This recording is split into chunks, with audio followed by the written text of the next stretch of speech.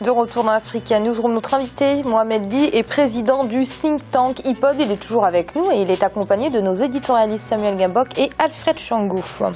Et la BID, la Banque islamique de développement, vient d'accorder au Togo 3 prêts d'un montant cumulé de près de 194 millions de dollars. Ces fonds sont destinés à financer des projets dans le domaine de l'extension du réseau routier, de l'amélioration de la qualité de l'éducation, mais aussi de l'électrification rurale. C'est un sujet de Mokel Tomba. La Banque islamique de développement et la République du Togo ont signé le 20 janvier 2016 des conventions relatives à un financement d'une enveloppe de 194 millions de dollars.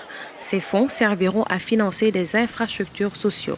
Les experts soutiennent que des secteurs comme l'éducation, les routes et l'énergie ont besoin d'être boostés. Je pense qu'au niveau des infrastructures au Togo, il y a eu quand même un effort qui a été fait au niveau des routes. Mais nous pensons qu'au-delà des routes, il y a d'autres types d'infrastructures, surtout dans le secteur social, notamment dans l'éducation et la santé. Et donc je pense que ces financements peuvent être orientés vers les deux secteurs, surtout l'éducation et la santé. Ces deux secteurs ont un déficit énorme en termes d'infrastructures. Et nous pensons que si les investissements sont orientés dans ce sens, l'État pourra peut-être mettre l'accent plus sur le secteur appelé secteur social. Le niveau de l'endettement du Togo étant encore raisonnable, une partie du financement évalué à 130,5 millions de dollars sera destinée à réhabiliter la route Adoua-Kara. Environ 16,3 millions de dollars seront injectés dans l'éducation et les 46 millions de dollars qui resteront vont permettre l'électrification de 43 villages situés dans le nord du pays. Je crois que comme tous les pays qui ont bénéficié du programme PPT, le Togo a un niveau d'endettement assez raisonnable. Je crois qu'il est dans l'ordre de 40%, ce qui se situe généralement dans la moyenne des pays qui ont bénéficié, n'est-ce pas, du programme pays pauvres très endettés. Et nous pensons que la dette est vraiment à un niveau soutenu et donc il n'y a pas de péril en la demeure à ce niveau-là. Rappelons que dans le cadre du programme d'urgence en matière de construction et de réhabilitation des infrastructures routières, le gouvernement togolais avait lancé en février 2015 les travaux de bitumage de la route Notse-Toun, frontière du Bénin. Le pays avait également entamé la construction d'infrastructures sanitaires et communautaires, notamment la mise en place de centres de santé et de marchés sur le long de l'axe routier Notse-Toun. Alfred, on a l'impression que bon nombre de pays africains, dans un souci de se développer rapidement et de façon ostentatoire, ont oublié les infrastructures de base, à savoir les écoles ou encore les hôpitaux. Exactement, c'est-à-dire que la plupart des États aiment des investissements spectaculaires, des équipements spectaculaires, des routes et des choses comme ça. Mais on peut évidemment commencer par le plus simple, c'est-à-dire les écoles, les hôpitaux, dispensaires dans l'arrière-pays. Bon, l'électrification, c'est pas une mauvaise chose, il faut le faire. Mais la vraie question, c'est de savoir où passent tous les prêts que ces États reçoivent. Là, c'est la Banque islamique de développement qui finance, mais il y a la Banque africaine, il y a la BOAD qui finance, il y a le Fonds monétaire, la Banque mondiale. On se demande où passe tout cet argent-là, puisque si chaque fois il faut revenir encore aller emprunter, heureusement là pour la Banque islamique de développement, il n'y a pas d'intérêt donc pour rembourser, donc ça ne va pas tellement poser de problème d'intérêt là-dessus. Mais à un certain moment, il faut se poser cette question de la capacité des États à respecter les engagements qu'ils prennent lorsqu'ils reçoivent de fonds pour la construction des équipements ou des infrastructures de base. Oui, Samuel, Alfred vient de soulever là un point très important et très pertinent.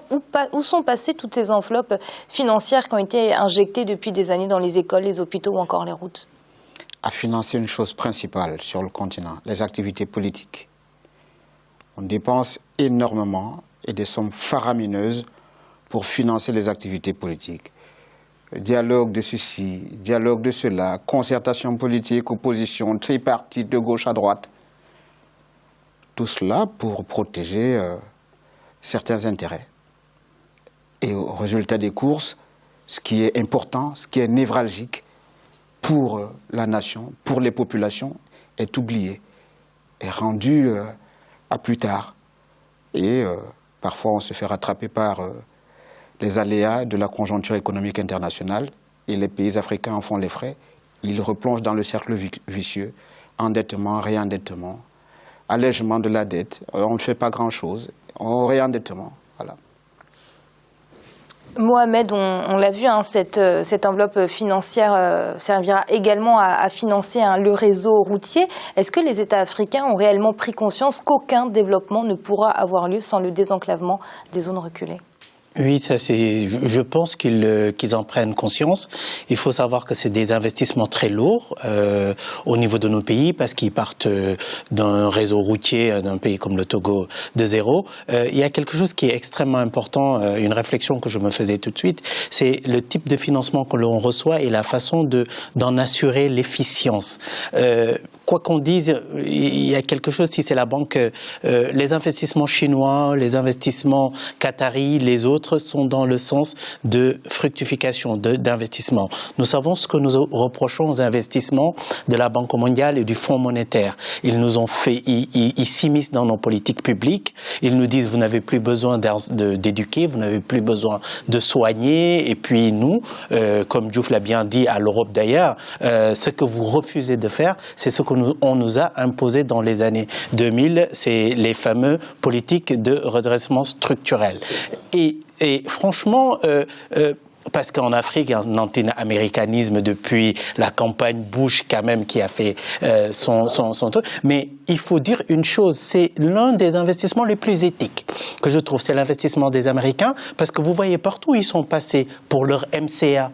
Ils ont trouvé des pays africains déjà. Il faut que le type d'investissement que tu leur donnes, l'éligibilité qu'ils avaient mise en place, qui n'était pas une éligibilité automatique, un vrai plan Marshall pour ce pays-là. Je m'étonne à penser encore, c'est George Bush Jr. qui l'a mis en place. Et après, il y a un vrai accompagnement de l'argent qu'il te donne et de comment tu le dépenses. Et nous en avons fait les frais. Nous avions été les premiers au Sénégal éligibles dans les années 2000.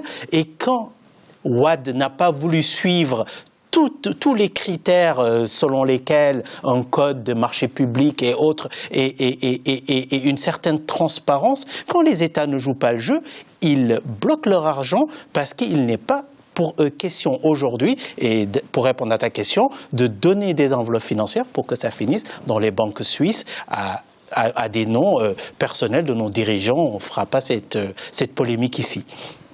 Et au Rwanda, la banque de Kigali reste leader du secteur bancaire avec plus de 30% de part du marché, mais elle entend encore consolider ce leadership en proposant à la clientèle des produits d'assurance d'ici à la fin de l'année 2016. C'est une innovation dans le pays. Saura-t-elle trouver un large public? C'est une question qui reste en suspens. Reportage notre correspondant Olivier Jacotan. La banque de Kigali veut désormais se lancer dans le secteur des assurances.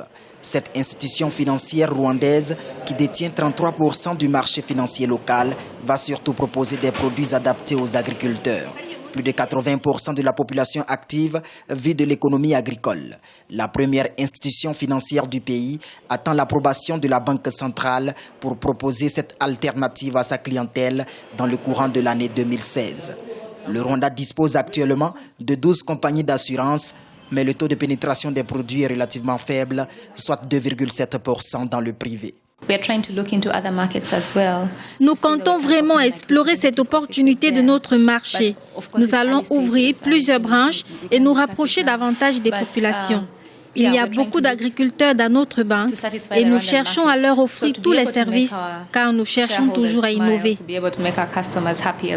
Une dizaine de banques opèrent au Rwanda.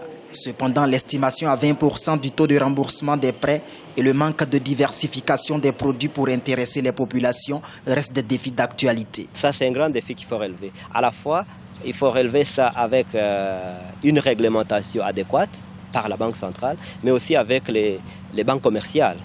Et à la fois les clients, parce que on voit que le client n'est pas impliqué dans la décision des secteurs financiers. Lui, il ne fait qu'acquérir ce que les banques, à la fois les banques commerciales et centrales, ont décidé. Il faut que le client soit aussi fort pour négocier les taux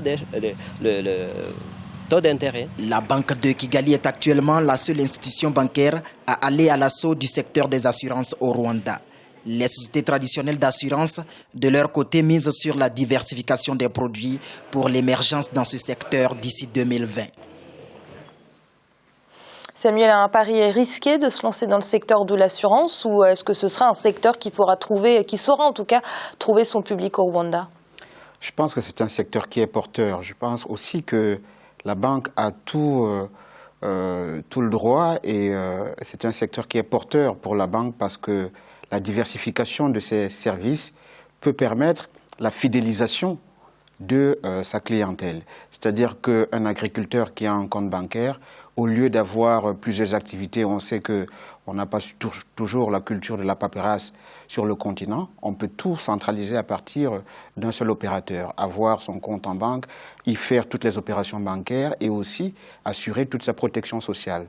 Je pense que c'est une très bonne chose, ce d'autant plus que quand on voit l'absence de viabilité dans le monde des assurances et des entreprises d'assurance et de réassurance sur le continent, il est important que les banques qui présentent une certaine fiabilité puissent diversifier leurs services, notamment en allant à l'assaut du secteur de l'assurance. Je pense que c'est une très bonne chose et comme on est dans une situation où le taux de bancarisation est faible, ça peut permettre aussi d'encourager les potentiels usagers à pouvoir ouvrir non seulement des opérations auprès d'une banque et avoir accès à tous les services, notamment à ceux de l'assurance.